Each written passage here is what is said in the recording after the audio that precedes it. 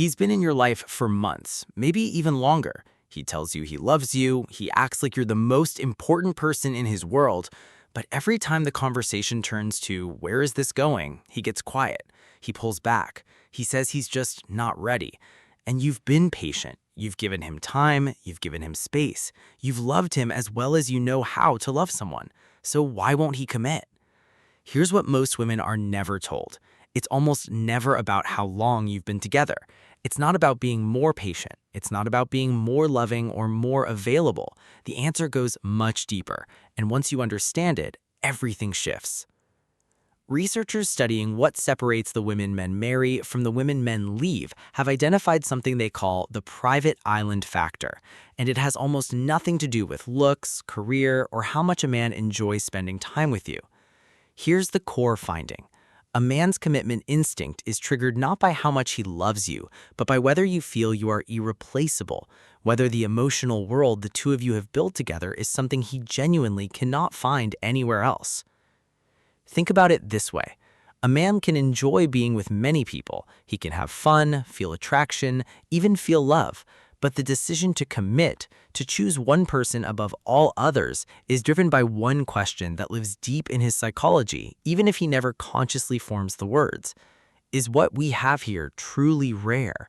When his instinct answers yes, when the private world between you feels unique, unduplicatable, and irreplaceable, his commitment switch doesn't just flip, it locks. Now, here's the painful part. And I say this gently because it's something most women do with genuinely good intentions. When a man seems hesitant to commit, the natural instinct is to give more. More love, more time, more availability, more effort to show him how good this relationship can be. But from his psychological perspective, that actually does the opposite of what you want. When you're always available, when no effort is required from him to keep you close, the private island feeling begins to fade.